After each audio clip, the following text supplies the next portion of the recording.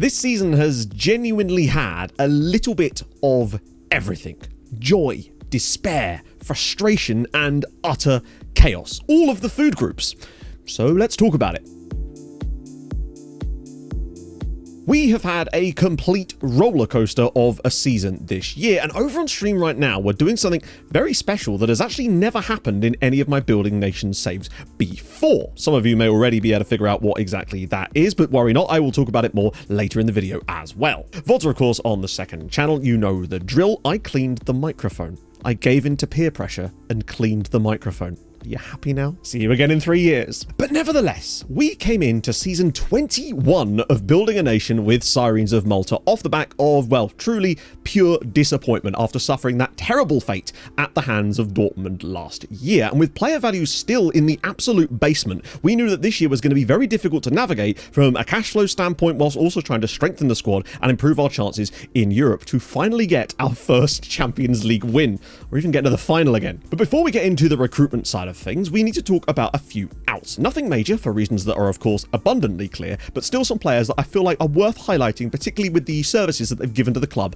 over the last few years. The first of whom was Henry Ouattara. Now obviously my whole plan over the last 2 seasons, since the values of all our players dropped, was to essentially hold off on any sales possible unless I was trying to clear wages off the bill, because I knew that we would basically get shafted by any transfer that we did while we inevitably wait for the values to come back up. Now the good news is that those of you that have encountered the exact same problem as me in the exact same year have told me that around about season 3 of the drop essentially is when things start to come back up, so that should be this summer. But firstly, I just felt that it was the perfect time for Henry to make that move. 32 years old, his time as a player where he was actually regularly playing had really pretty much come to an end, and I felt that it was about time that I gave him the move that he needed, and that was to just go get that back. He'd never been on huge wages here, so to give him a chance to go earn £350,000 a week, went straight into the upper echelons of earners worldwide as well, you can't really say no to that. Only 1.4 million. I wasn't going to stand in his way. In addition, he and some of the other players you'll see had squad statuses that were essentially unfulfilled, and we didn't want to run the risk of upsetting squad harmony going to things like European competitions. So Henry was the first of the outs. Another was that of Matthias de Potter. I was really sad about this one because he actually had a really nice time here, and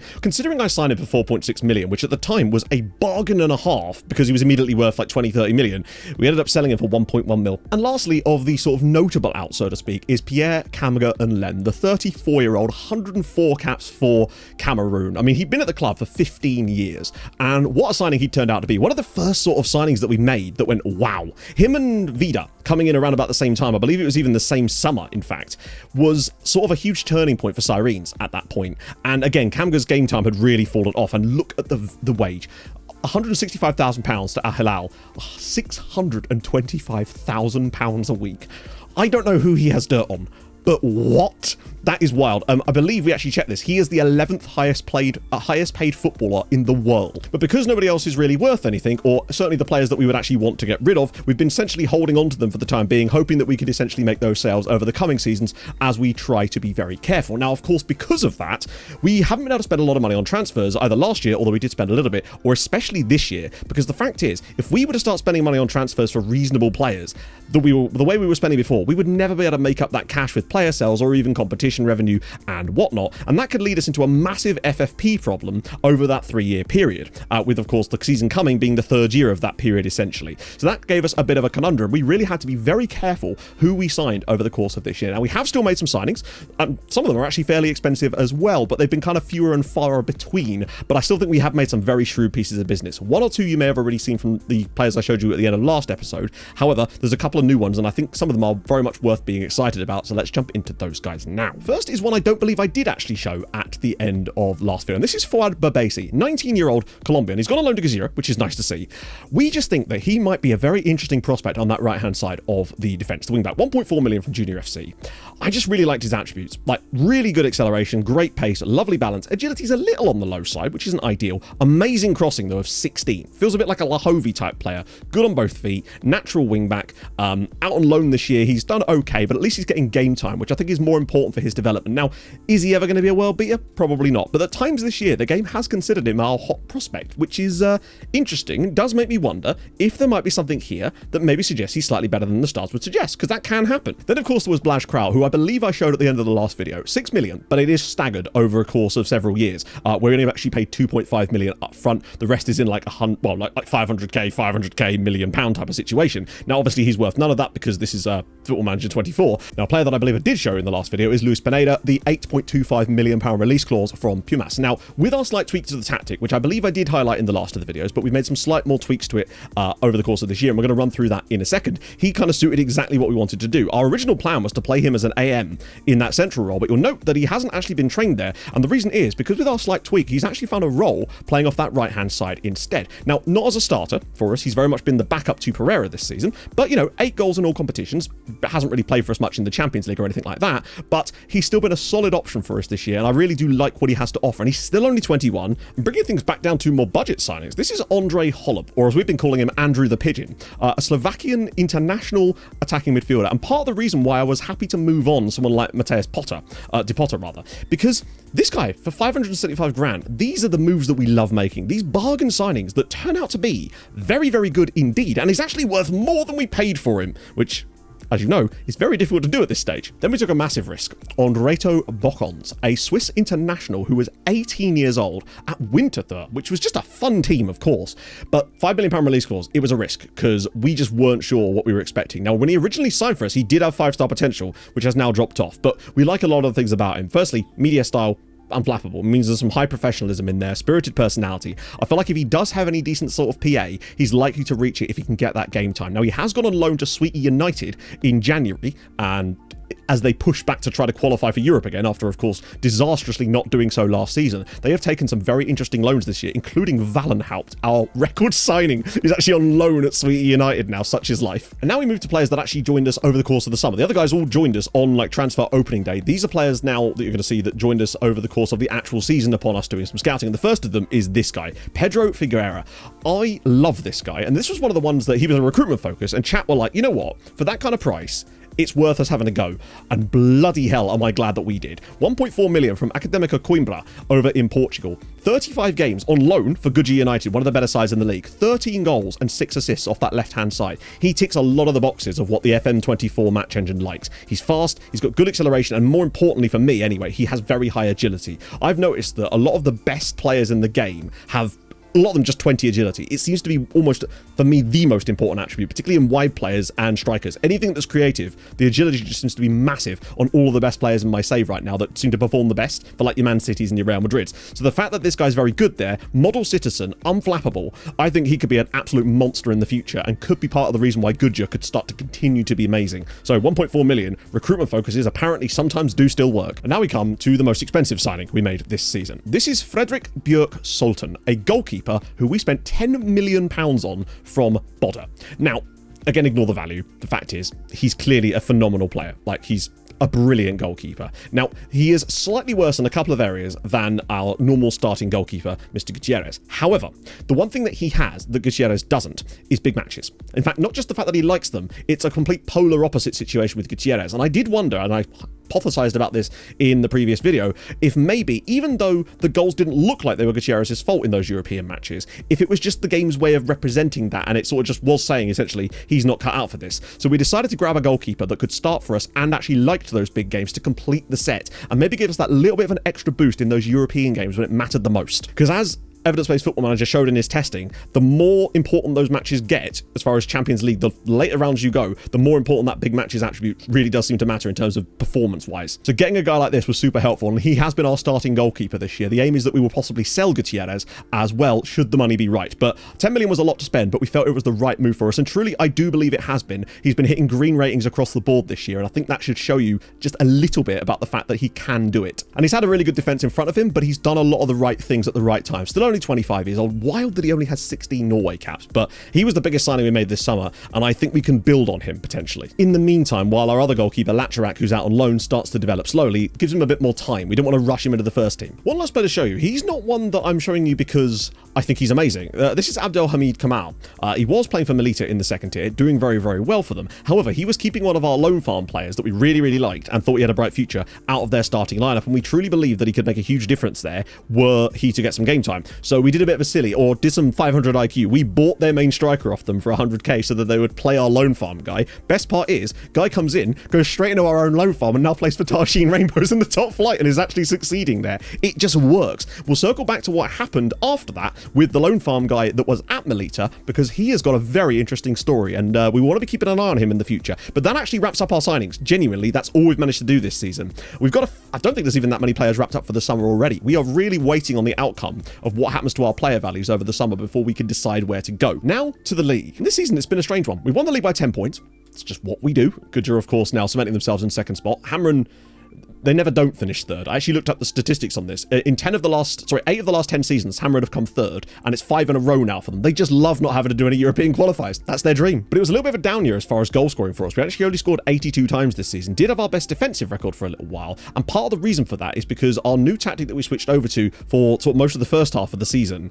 I think had done quite well in some testing and stuff, but I don't think it was allowing us to be as dominant as we should be, and it was more focused on some European stuff. So we've now moved over after that, which we'll talk about in a sec, to a slightly hybrid version of that allows us to be more dominant, and I think that definitely showed over the second half of the season. So I expect next year we'll be back above the 100 goals kind of mark. But also, one thing that's worth noting here is the sheer quality of the teams that we've got in Europe next year. Goodyear in second. They've really established themselves now as a phenomenal side. Hamron are always third. Sweetie now back into European contention, up into the Europa League places once again, which is just the dream. We very much needed that. And Birkirkara do get that third spot because all of these 4 teams are cooking. Birkirkara have incredible young players on loan from us that I truly believe could elevate them to the levels of teams like Goodyear. They just needed to stay in Europe for a little bit. The thing is, though, they literally got this place on the final day. Where was the result? Here. This game against Valletta. A 93rd minute goal from, I think it was Gonzalez, of Birkirkara was what actually got them into Europe. Otherwise, Nashar Lions would have been playing in Europe next year. Newly promoted Nashar Lions. What a season from a newly promoted side. So it can still happen. They don't always go back down.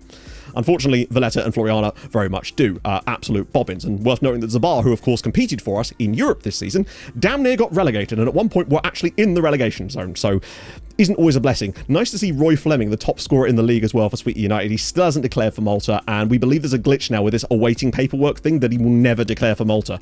It's been saying awaiting paperwork now for the past 4 years.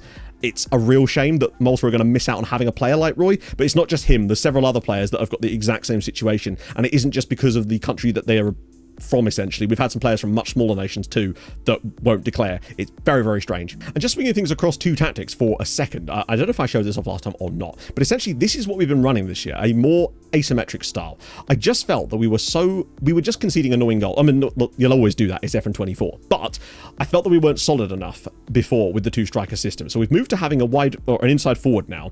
The only other change to it, literally the instructions were all identical, other than the fact that we've now got the Segunda Volante on support and a central defender in the middle instead of 3 ball playing defenders. It felt like it was too many cooks in there, and it seems to work better this way. The other thing that I find the inside forward does here is it seems to, with both the Segunda Volante and inside forward operating this area, it seems to create huge space for our right wing back down the right hand side to provide creativity, whereas it also seems to open up a lot of space on the left hand side for our wing back to, on the other side, to get into the box and actually create shots for himself. But at around the halfway stage in the season, we moved over to a more sort of controlling approach, because before we didn't have work ball into the box or play out of defense on. Having switched those on, I've noticed that we're even more sort of able to strangle games, and especially against worse sides, are really able to just grind them into dust. And that's what we were kind of missing before, is that domination over the smaller sides while still being able to be solid against the bigger sides. And that's kind of the balance we've struck so far. But that's what we've been operating with since January. In the second tier, Slima absolutely annihilated the league with Fabrizio, who's just been a solid performer in this period. Melita, of course, coming up in second spot. You'll see Abdelhamid Kamal had 18 goals at the time that we signed him.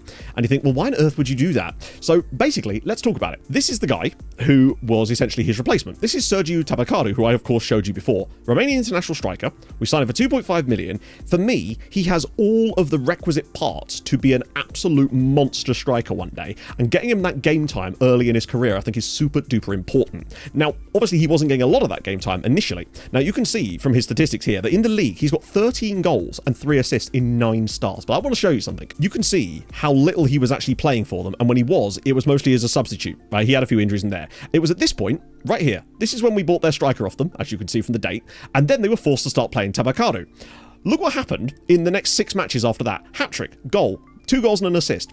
An off day, but he still had 1.55 XG. A goal, a hat-trick and an assist. He got 10 goals in his next 6 games and 2 assists after thrown into the lineup. Then, unfortunately, he got a couple of injuries and didn't really get back into the team after that. But had he finished the rest of the season in the same form, good Christ, what he could be next season. And I still think we made the right choice by unleashing him on the league. It'd be fascinating to see what he could do for them in the top flight next year. Going to be tougher, but I think he's capable of it. And I know you guys wanted to see some more highlights of some of the loan farm players, and I figured he was the perfect example. Which brings us, of course, on to Europe, which is the main focus after all. And last season was obviously a disaster for us, which is something I feel like I say a little bit too often, but we just felt that with the way we were performing in the group stages, showing that we were now a consistent top 8 team, usually up around the 4th or 5th spot, it sort of oscillated a lot before, and we would be like, hey, we're 4th, but then the next season it was like 24th or some absolute nonsense like that. It wasn't consistent enough. We'd sort of started to show a bit more of that. And this year we wanted to really stamp ourselves and our authority on Europe. And what a way to begin exactly that. Sirens 4, Lazio 1. A nice little result to get ourselves kicked off here. Just really solid performance, controlled the game, controlled possession, lots of shots on target, creativity all over the place. Reynoso with a brace, Pereira grabs one, as does Valmir to wrap it up. Unfortunately, they did still score their only shot on target because, well, it's Football Manager. I'm sure you feel my pain. You're going to see a pattern this season, but it's okay. Yeah, good win to start. Unfortunately, we then had this, and take nothing away. This was an absolute domination job from Porto. 3-1 victory, Philip McKinley with 2 goals, Socrates Canocchia, what a bloody amazing name there, good old Socrates Cannon, and all we had to show for it was an own goal by Porto. They were absolutely dominant, take nothing away from them. But this was before when we were starting to play a more open style of play, and it was partly results like this that made me convinced that we actually needed to be a little bit more controlled in possession and not just trying to go at teams all the time, try to be a bit more patient in matches and hopefully allow teams onto us a little bit more rather than just getting broken on the counter-attack every time we rushed to play and got broken up. So that was really a sort of turning point for me as far as that kind of style. Didn't actually make the changes at this point. That was until after Christmas, but still, particularly as we came up with this in the next game. Sirens 3, Milan 1. Now, of course, we'd lost to Milan in the group stage last year.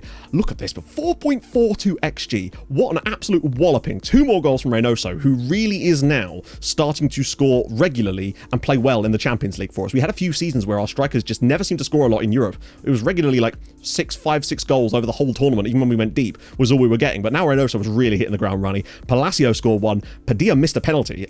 He's actually missed 3 of his 5 penalties this season, despite being the best penalty taker on the team. It's just one of those things, unfortunately. But, as you'll see, just like the Lazio game, we still conceded their only shot on target. It was a penalty, in fairness, but it's just like, it's the only way that you can literally win games at the moment. It's just, you've got to score 4, because every shot they're going to have on target is probably going in. I'm convinced we could have a goalkeeper with 20 in every attribute. It wouldn't matter. And then followed that up with an absolutely marvellous performance this time. Reynoso again on the score sheet. Jozanovic scores in the 69th minute. Nice. He had a brilliant performance. Underperformed in front of goal a little bit in this game, but we still got the victory in the end. Notably, we kept a clean sheet. That was mostly because we didn't let Viria have any shots, because they can't score if they have no shots, right? Right? So yeah, at this point, literally, in those 3 games, we'd only conceded 3 shots. We are doing our best to not concede any shots because it seems to be the only way to win games. But we got the result again, and suddenly that was, 3 victories out of 4, 9 points, cruising. Then we had this away at Benfica, and this was a sort of follow-on from the Porto performance, and it kind of mirrored it in many ways. They took the lead through Jaden Palmer-Leandre. Reynoso scored, I think that was already his 6th goal in Europe this season. Padilla scored before Sebastião Rocha got them the equaliser. I don't know if I can actually see the analytical data for this game or not. No, unfortunately, I'm not able to. Oh no, I actually can. You can see that we dominated a lot of the early part of this game, but around about here, I made some substitutions and it weakened the squad a little bit too much with the players on the pitch, and they came flying back into it, basically. So while nowhere near as bad as the Porto game, Benfica are not quite as good a side as Porto are in this save. And again, it was maybe me going, we need to control a little bit more of the games. You can see we had a lot of possession against us in this game, and I think that was really a factor that made me move over to our slightly more controlled style of play, particularly after we got this. We absolutely, well, hammered in many ways Arsenal at home. Arsenal are one of the best teams in Europe at this point. They really are regularly like a Champions League semi-finalist, finalist on many occasions as well. 1 shot they managed in this game. We had 2, just couldn't score our goals. A real shame in this one. Just could not take our chances, and it really should have been a massive result for us that pretty much would have given us 1 step in the next round. Well, not the next round, but qualifying. So it was at this point that I decided to make those little tweaks to make us just to be slightly better in control of the game. And boy, it kind of worked. Now, PSV are obviously not an amazing side by any means, but to go there and win 4-1, still didn't control a lot of the possession in this one, despite us actually trying to, but I feel like it would have been a whole lot worse had we not been trying to. And I think it made a huge difference in this one. Valmir with a brace, Paya's got a goal, Bizarma, we were only 1-0 up going into the final stages and then just absolutely obliterated them at this point. Our goalkeeper even made some saves in this game, which is nice to see from him there, but it was another victory, and it meant that going into the final day against Celtic, we knew that the win would pretty much guarantee us around about 3rd spot in the group, 3rd straight year of finishing in the top 8, exactly what you need to just keep things going. And then this happened. Now, we weren't amazing by any means. In fact, it was Lawrence Kugan's own goal in this one that actually gave us the lead. And, you know, we actually had our chances after that, but just couldn't take them. And then in the 90th minute, for literally no reason, we decided to give away a penalty. You know how it is. We've all been there. And naturally, Celtic scored that. And the best part about that is this. Yeah. That penalty and that goal cost us a place in the top 8 of the Champions League. With that, if we'd scored it, we would have been 4th and just above Arsenal, and really, based on some of our performances, probably deserved to be up there as well. We'd actually had some sort of underperformances in games, albeit did get lucky against Benfica. Just a real shame, and that dropped us down to 9th place, and that of course means you get a much harder path in terms of qualification. You get top 8, you're bound to play a team that's relatively poor, whereas now we knew that if we could get through the first round of qualifying, we'd then have to play one of these mugs. Now, admittedly, Galatasaray and Ajax were actually in the top 8. Shout out to Galatasaray, by the way. What a year they've had. So that, of course, put us in the position where we would have to play in the playoff round. And we've had some weird stuff in those kind of situations before. And, well, our reward, in fairness, was to play against Villarreal, who had scraped through on goal difference and who we'd already clobbered in the group stages. Literally playing a team you play in the group stage immediately afterwards is very strange. And we did it again. We went away to Villarreal. This time actually had even less possession, but got a much more comfortable victory. 2 for Pereira, 1 for Reynoso. They still, in 2 full matches against us, had managed 1 shot in those 2 full games. 180 minutes of football, 1 shot. So naturally, in the second leg at home, we did win by 3 goals to 2. They had 2 shots and scored both of them. It's astonishing, man. Truly is incredible. We limited them to 3 shots over 270 minutes of football, and they still scored twice. Meanwhile, we're just blattering goals at them. Thankfully, it's still a 6-2 victory, and this is why I feel like we just have to score 4 goals a game. But of course, things are never exactly easy, and well, in the next round, we of course drew Barcelona. Now, we're just going from Spain to Spain at this point. Obviously a good side, but we just needed to make sure that we remained strong defensively. And in the home game, we did exactly that. Reynoso, yet again, gave us the goal that gave us the lead. Now, we should have won this game by more, and one of my biggest problems is that getting those home wins by a good margin that allows you to go to those away games and not have to worry as much. But yet again, you'll note, Barcelona, no shots on target. It's incredible. I've never seen anything like this. And then we went to Barcelona and won 1-0. Now, this time, it was our only shot on target, which is a very rare occurrence. They still only had 1 shot on target, and it was in the 93rd minute. We didn't deserve to win this game at all. Reynoso, yet again, giving us the goal that gave us the win. A 2-0 victory on aggregate. Home and away wins against Barcelona, and they managed 1 shot on target in the 2 legs. It's insane. At this point, 4 matches played in the knockouts, 3 shots on target conceded, but firmly didn't deserve to win this game. We did deserve to win the tie. We should have just scored more in the first leg, though. In the balance of things, we were still the better side over 2 legs. It just was a very strange second leg, and Reynoso, yet more goals. But that then set up a tie against, would you believe it, another Spanish side, our 3rd Spanish side in a row, but this time in the quarterfinals. We would face off against Atletico Madrid, and unfortunately, disaster happened right before the game, in that Reynoso was out for 5 weeks with an ankle injury, and you could see how important he had been to our European campaign this season. We knew that it was going to be tough without him, because even if he was to come back after, say, we could get past Atletico, he wouldn't then be fit probably for that next round of games anyway. But in the away game, we did what we needed to do. A 0-0 draw, another clean sheet for Frederick Bjork-Sultan, still only 1 shot on target against us. Probably could have won this on the night, did underperform quite a bit. Padilla was the real culprit here, although I must say, Bizarma had an absolutely golden chance in the first half of this match that he spurned wide of the post, and that should have given us the win. But it is what it is. I'm always happy with an away draw in the Champions League because I feel like we can win at home. And oh baby, that is exactly what we did. A 4-2 victory. Bizarma, Pereira, Padilla, and Gert Gillet. Obviously no Reynoso for this one, but we've managed to get through without him. Not quite as good defensively in this one. I think as we started to get a bit more of a lead, Atletico did come back in us, and Joff Taylor actually scored a goal against us. Still not many shots on target against, but nevertheless, we managed to get the result through to the semi-finals, where we would face AC Milan, a team that we'd already comfortably swiped aside in the group stages, and we were feeling very confident. Now, of course, Reynoso would be back. The question is whether he could do it for us and stay fit. And then this happened. Yeah. Reynoso started because we really had no choice. And then we lose 3-0 off of this.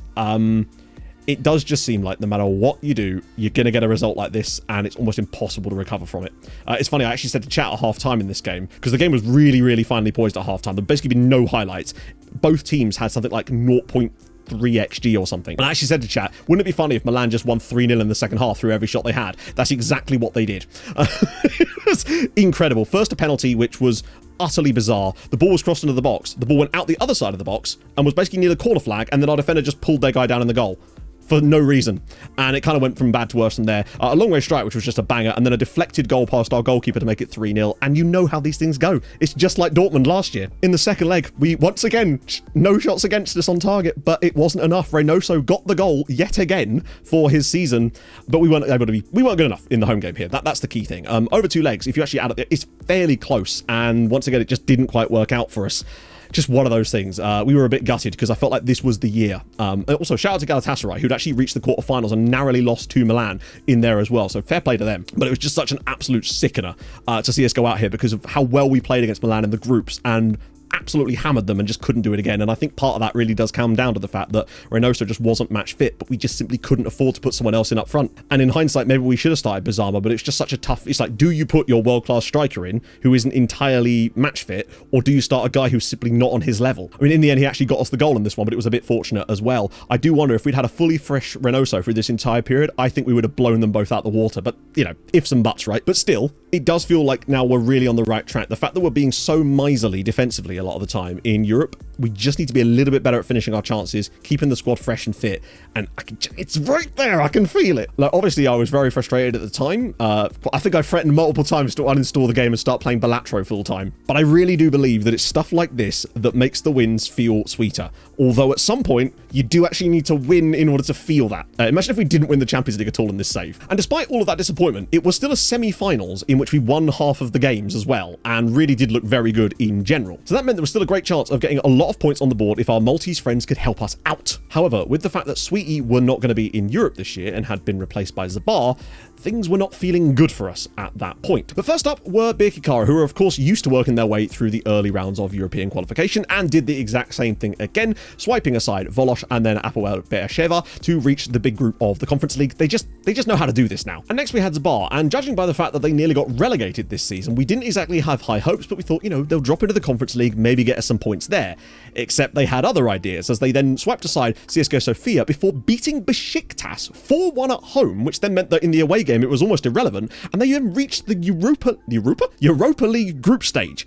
They really did have some other plans there. I also love just how good the Maltese side's records are, specifically against Turkish sides. Even the ones that should be much better than them, they always seem to win. It's almost like the opposite situation with Dinamo Batumi and Shamrock Rovers, who are apparently just their absolute kryptonite. Hammer, of course, were third, which means that they went straight into the Europa League group stage. It's what they do. It's part of their culture. And lastly, that left Gudja, of course, in the Champions League third qualifying round, where they were dangerously close to getting into the fourth round. Unfortunately, it wasn't quite to be, as they went out 2-1 on aggregate to Braga after that home draw. They actually equalised the tie in the 95th minute through Malcolm Grichty. Unfortunately, Braga scored in the 119th minute of extra time and pushed them out, but of course that means they dropped in to the Europa League group stages. So for the first time in a while, we actually had 3 teams in the Europa League group stages and at least 1 in the Conference League. But that's still a nice spread. I just wish Zabar were a bit further down. So let's talk about the Europa League. Starting at the top, Gudja won the whole damn thing. They won the group. I told you they were good, but they are really good. Yeah, 6 wins out of 8 games. Sporting, Real Sociedad. These are big teams that they're beating here. Sporting and Real Sociedad and Feyenoord as well, including away at Sporting, which is crazy. Got some more respectable wins in there too against Tromsø. Nice to see them in there. Shamrock Rovers, although they did actually beat them this time. And of course, Ludogorets. A couple of draws in there against Maribor. Honestly, probably should have beaten Maribor as well. They could have won this by even more. 2 points clear, best goal difference, possibly could have been even more. What a performance from Gudja. Hamren, on the other hand, were not quite so lucky. Down in 23rd place. Now, most of the reason for this is due to the squad that they basically were... Sorry, not the squad. The draw they got. Got wins against Red Bull Salzburg, HJK, the only easy game they had, and Espanyol, but then 5 defeats to FC Köln, Lyon, Wolfsburg, Roma, and Club Brugge. Those are not easy games, but they did get through in 23rd. Unfortunately, Zabar, well, they did kind of what you'd expect, and they managed to get 8 points on the board. The most disappointing thing is, though, they got wins against Anderlecht and Hajduk Split, draws against Young Boys and Shamrock Rovers. That was their first 4 games. They had 8 points after 4 games, were sitting in the top 8, and then lost their last 4 games in a row. Yeah, not ideal, particularly when you look at the fact that they lost to Rijeka and Tromsø at home. That's what really cost them there. I was so disappointed, but at least they got more points than I expected. 8 points for a team that probably shouldn't even be here. Not bad. Obviously, that meant Gudja got a bye, but Hamren did have to go into the next round where they drew Sporting. And it went about as well as you could expect. A 91st minute goal saw them lose the first leg before going down 3-0 in Portugal. they just weren't quite it this year, Hammer, and they didn't get the luck of the draw in the games they played. They just didn't look quite on it in the way they have in recent years, and then getting an incredibly unfortunate draw here as well really didn't help. But of course, Gudja got themselves a bye, and they would play Rijeka, who had just knocked out Ludogorets, and we thought that seems reasonable, and it turned out to be exactly that. 2-0 victory away from home for Gudja, Baran, and of course, Zolt Islay, the Hungarian monster, scoring goals from there, before they completed things with a 2-0 victory at home with Kaladu Sar and Milic with a penalty to push themselves through to the quarter-finals, where they would face Tottenham. Yeah, it's always an English side, isn't it? Except they got a 0-0 draw away at the Tottenham Hotspur Stadium and were the better side, and then beat them in Malta. Samaka and Pedro Figueroa, the player I showed you earlier, getting the goals to allow Gudja to beat Tottenham Hotspur. Now, Tottenham are such a strange team in this save, and it's a phenomenon that we've come to know as Quantum Hotspur. And essentially, Spurs have won the Europa League twice in this save. They have won major honours many times over the course of this save, in the background when we're not paying any attention to them. But the moment the focus of like myself and the videos and the streams go to them, they just absolutely fall apart. They're like a wave function in that they're fine and successful on their own, but then the moment that they are observed by us, they completely collapse. Hence, Quantum Hotspur. And that set up a tie in the semi-final with Nice. Unfortunately, the red card for Milic 30 minutes into the game absolutely cost them. Goals after that from every double-barreled name in the whole of France gave Nice a 3-0 victory rather. In the home game, it wasn't quite enough. They did get a goal, but a former Sirens player in Sasha Rangelovic as well, scoring for Nice to see them drop out of Europe. But they did reach the semi-finals of the Europa League. They won the group. That is massive performances. Shout out to Club Brugge as well, who came from 4-0 down in the home game to win the game on penalties against Sporting and will now play Nice in the final. I don't believe that finals actually happened yet. Oh look, tell a lie, it has, and yeah, it didn't go well. And that just left Birkirkara in the Conference League, who did a solid job. 7th place, nothing to be sniffed at, 11 points, albeit is actually a little bit lucky that they were able to qualify for the top 8. This should have been more. Like, when you look at the draws against like Craiovia, Celia are often quite okay, but they weren't amazing this time around, came 30th. They also lost against CSK Sofia too. Their wins, of course, were against Bati Borisov, Hibernian, but they did beat Sevilla. So I guess it kind of balances out, but I would have expected more. And unfortunately, despite getting a bye-through around, their reward was Brighton. And they lost the first leg 2-1, but we thought, you know, there's a chance there. They're not that bad. That's not the worst result in the world. And then, of course, the second leg was a draw. Wasn't quite to be. A penalty from Brighton. It's always an English side, isn't it? If they'd have played Spurs here, we'd have been fine. But unfortunately, Brighton were through to the next round. They were immediately dispatched to the next round, but they did get there. The final has not yet been played, though, and it's between Eintracht Frankfurt and Genk. But that sadly was all of the multi-sides out of Europe. But us reaching a semi, Gudja reaching a semi, some good points being gained around the board, especially when you look at this. 18.7 points. This is the best season we've had in the entire save up to this point. Even better than that one we had when we reached the final, and so did Sweetie all those years ago. That was only 18.5, and that was with 4 teams, so this was actually, if we'd applied the same dilution, would have been even better than that. So this for me is easily the best save, also best season we've had in the save so far. It's not quite good enough to get, there was a chance we maybe even could have got second on the year if we'd have got things go our way a little bit more. However, with Dortmund in the final against Man City in the Champions League, and obviously Eintracht Frankfurt in the final too, it was never likely to be, but still 18.7 is magical. And even better news is we move above France. We have leapfrogged France to go into 6th place in the coefficient charts. We have dead on 80 points. France had a pretty solid season this year, well, I suppose, but we've just come out with an absolute monster, and we've now jumped them by 2.5 points, and you'll see in the following years that it's likely that we will just end up extending that lead over the coming seasons. In addition, we're only 3.8 points behind Portugal. Note that at the start of next year, well, we gain another like 1.5 right there. If we have a better season than Portugal by a little bit of a margin, the same way we have this year, there's every chance we could leapfrog them into 5th place next season. And not only that, when you look at how close we are actually to these teams, we're going to be gaining on them almost every single season because of the years they're going to be losing. Now, admittedly, a lot of them will gain those back, but those points have got to come from somewhere. And if we're getting those points, they're not most likely, which means I think there's a very good chance we could get right into that battle with Italy, Germany, and Spain within the next 2 or 3 seasons. And suddenly we go from 7th to being in the case for the top 4. So moving on to the youth intake. We're just going to pretend that there wasn't a youth intake this year. It's for the best. Which brings us to stats. Reynoso, 26 goals this season. Sensational from him. Playing as the lone striker now. He also got 12 goals in 14 matches in the Champions League. I think he may even have been the top scorer overall. Yes, literally. Top scorer in the Champions League this season, unless Tironi gets a hat-trick in the final. That's a big step up for someone like Reynoso, who's often struggled to get the goals that was required. Also, look at his value. It's actually hilarious. But needless to say, he just continues to get better and better and better. That injury definitely hampered him. I think without that injury, he probably gets 14, maybe even 15 goals, and we're probably playing in this final, honestly. Pereira as well, with 23 in all competitions this year, 13 in the league, hasn't performed quite as well in Europe, but he hasn't had as many chances as, in fairness, in Europe. Maybe he could have done with some more assists in that, but that's not his fault that other people aren't putting the chances away. Let's be honest, he's still fantastic, and only 23. Him and Reynoso really are incredible, and so young still.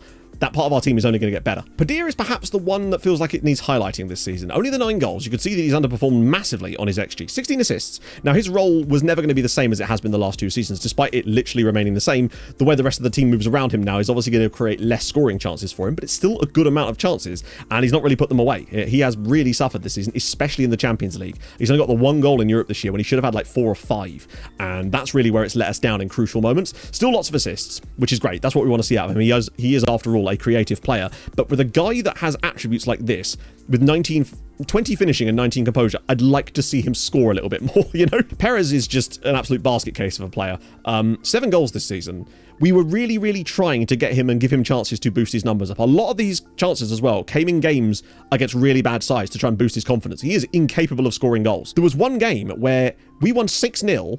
Everybody got like 8. He got a 5.8 in that game because he missed a penalty and had 2.6 XG and didn't score. I don't know what this man's problem is, but he needs to sort it. Moving over to creativity, Krastev, 20 assists this year. This is the best season of his career by a comfortable margin, I would say. What you'll note about him as well is with that slight shift in tactic, as I explained earlier, it creates a lot more space for him to be essentially not unmarked, but he gets an extra yard or 2 of space on almost every single attack that goes down the right because they're focusing on the Segunda and obviously the inside forward who's taking up space. There's only so many players they can have tracking back there, and it leads to a lot of chances for Krastev to put a lot of crosses in. And as a result, 20 assists is very much likely. You'll also note, though, that he's got a lot less XG than you'd expect, and that's because with all those players out there, there's very little room for him to get forward enough to have the shots. What that does mean, though, is it frees up a lot of chances for Lahovi, as you'll see his XG is massive on the other side. And if we could find a wing-back that's actually legitimately decent in terms of finishing and composure, no, not that he's bad, I think there's a real opportunity for like a guy getting 10, 11 goals from wing-back on that left-hand side. But for the moment, Lahovi's obviously going to be him because he is genuinely a world-class player. Gertschele still did okay, but towards the end of the season, you'll have noticed in some of the lineups for those later Champions League games, we were actually playing Jezanovic in Gert's role instead because we noticed that it just seemed to work better, especially away from home, having that big boisterous player like Jezanovic in there, but we were sacrificing a bit with Gert, and that's why I feel like Gert may not be here next season. We'll have to see. There's also the potential that Pebbles could come back into the lineup more frequently now over the coming season, particularly when you look at his sort of XG created compared to Valmir, who played more than double his number of minutes. I think Pebbles is actually primed and ready to come back into the squad. We're sort of oscillating them by year. But that brings us to the sort of topic of today's video overall, and that is the Malta national team, because my goodness, something massive has happened. And that is this. Well, they're up to 115th in the world, but that isn't the massive thing that's happened. You saw it. Malta qualify for the Euros without our input. We have not managed Malta in this save at any point. You might notice, though, that we are now, but more on that in a sec. So I highlighted at the end of the last video that Malta had just won their first European qualifying game away at Georgia of that campaign. It went from strength to strength after that. They managed to get victories against, well, let's see. They managed to get a victory away at Kosovo as well, which was wild. They managed to lose at home to Kosovo, which is just what you want. Lost at home to England, of course. Then managed to beat Belarus, which was absolutely crucially important. Then got a 3-2 victory at home against Georgia before losing to England. And then sadly losing to Belarus on the final match day. Now, going into that final 2 games, it was pretty much wrapped up as it was, providing that Malta didn't lose both games and Kosovo didn't win both games. Obviously, Kosovo would then have to have beaten England. It was unlikely to happen as Abbey got 2 goals for England, which was enough. Malta qualified for the Euros for the first time in their history, and we were not in charge of the team at any point. Obviously, this was all live stream, so I don't know why I need to say that, but just in case, you know. We had no control over that, and the fact that they got such a favourable group and got the wins when it mattered, and they will play in the Euros for the first time. And I'd always said in this save, if somehow, because I didn't expect it to happen, Malta ever got to an Asian tournament, I would manage them there. Now, our original plan was just to add a new manager and then take over, because that felt like the only way we were actually able to do so, until someone had a brilliant idea, which was to add a manager, take over Malta, and then just resign that manager, and then apply for the job as Janos. I was able to do that, and now Janos is managing Sirens and, of course, Malta over the course of the summer, which is why we're on this match day right now, because I'm be picking the squad for that. And that is what we're going to be doing over on stream today. We're going to be managing the Maltese national team at the Euros. It's going to be an absolute bloodbath, I suspect, but Vida will get his last chance, a swan song for him as he's postponed his retirement, and of course, after that, we'll be doing transfer business as well. Our group, however, is fairly tough. We have Belgium and France and Bosnia and Herzegovina, who have actually never qualified for Euros before. They've been at a World Cup, but never a Euros. Kind of just a cool little stat there. Now, Belgium and France is going to be tough. Bosnia is the one. If we can get a win over Bosnia, I just think our goal difference is going to be so bad from the other games. You just never know. It's been held in Poland and Ukraine as well. So we're actually playing against Poland in a friendly as well. All sorts of fun stuff coming up. So that is going to be that. Now, to the loan farm, where it's still high. It's at 300. As much as we've been selling a lot of players to other Maltese sides, and we really have. We've been shipping out 14, 15, sometimes up to 20 a season. Sorry, not even a season. Like every 6 months practically, we've been shipping out another load. Thanks to the May 1st and November 1st offer out dates, makes a hell of a difference to us. But we just keep signing more players to bring into the loan farm, basically. Some of them have had some absolutely monstrous seasons. Now, unfortunately, FM's still being weird about the whole reports thing for some of these players, so you have to take my word for it. But you'll see that, for example, Goodyear have got some absolute monsters. There's a lot of like 2.5-star guys now out on loan, and a lot of them have got some more room to grow, like Frimpong here, Valenhout, Mateus as well. Wait, hang on a minute, why is he 5-star now? Well, I'll be damned. Okay, that's new. Saggy Vassal here. There's a lot of quality out on loan, and they're only going to get better.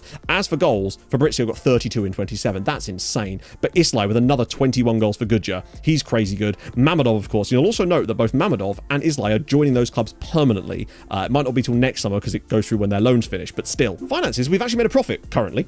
Incredibly, we've made a £4 million profit this year despite selling basically no one and being incredibly miserly. Now, last year we made a loss of 4.5 million, so it's kind of balanced out a little bit. The hope is that this summer, maybe we'll even be able to spend a little bit more if we can keep the profit rolling in. I simply don't know. We'll have to wait and see what the values of the players look like over the course of the summer, whether we can maybe make a big sale just to ensure that we don't fail FFP. Right now we're fine, but it's the third season on the rolling thingy that could cause us some problems. Though we will have some more money coming in soon once the Champions League finishes, so that should push us up to a quite tidy little profit actually. So our aim for season 22, firstly, is to try and do some magic stuff at the Euros with Malta, but that's a different side matter entirely. We're primed for it right now. We are ready. I feel like everything's perfectly in place. The pieces are there. We just need to make it work and finally just get over that hump and win a damn Champions League. But in addition, we've got the best lineup possible, I would say, as far as other Maltese sides in Europe too. I would be disappointed next year if we don't come back talking about our best ever season in Malta, even though we've just had one. I think 20 points is very much on the cards for us next year, and maybe even leapfrogging Portugal into 5th place as well to really get that ball rolling. You just never know who these things can be, but hey, that's Football Manager for you. So if you have enjoyed today's video, and I hope you have, this one feels like it was supposed to be short and ended up long again. Such is life. Drop a like, that would be fabulous. If you're new to the channel, subscribe, that'd be glorious as well. I'm working on the random Champions League video, which you guys seem very excited about. That should be coming out next week, hopefully. I want to make sure we take our time over it because, you know, to make it as fun as possible. Anyway, like and subscribe. See you guys soon. Hold your gun. Capybara. Bye-bye.